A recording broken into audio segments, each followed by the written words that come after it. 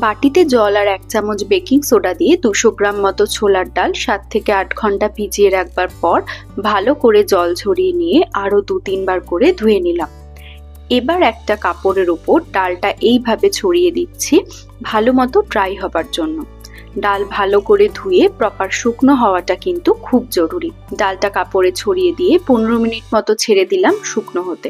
ততক্ষণে একটা মশলা তৈরি করে নিয়েছি 1 চামচ পরিমাণ গোটা ধনে, একই পরিমাণে গোটা জিরে, মৌরি, স্বাদ মতো নুন, 3টে শুকনো লঙ্কা, অল্প সামান্য হলুদ আর 1 চামচ কাশ্মীরি লঙ্কা গুঁড়ো।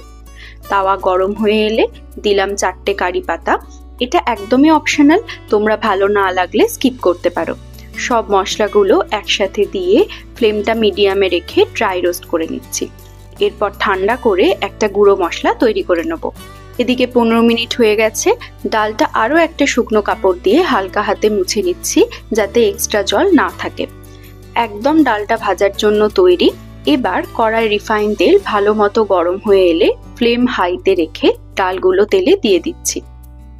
6 থেকে 7 মিনিট মতো ভেজে নিয়ে তুলে এক্সট্রা তেলটা এইভাবে ঝরিয়ে নিচ্ছি। সব ডালটা ভাজা কমপ্লিট। একদম দোকানের মতোই কিন্তু কুড়মুড়ে হয়েছে। এবার যে মশলাটা তৈরি করে রেখেছিলাম সেটা এখানে 1.5 চামচ মতো অ্যাড করে দিচ্ছি। দিলাম স্বাদ মতো বিট নুন আর অল্প সামান্য সাদা নুন, আর দিচ্ছি অল্প সামান্য কাশ্মীরি লঙ্কা গুঁড়ো। সব কিছুকে ভালো করে মাখিয়ে নিলেই তৈরি একদম মুচমুচে ডাল ভাজা। বিকেলের চায়ের সাথে কিন্তু এই ডাল ভাজা থাকলে একদম জমে যাবে। অবশ্যই একবার বাড়িতে বানিও আর আমাকে লিখে জানাতে ভুলো না যে তোমাদের কেমন লাগলো। ভালো থেকো, সুস্থ থেকো। আবারও আসবো নতুন ভিডিও নিয়ে খুব তাড়াতাড়ি।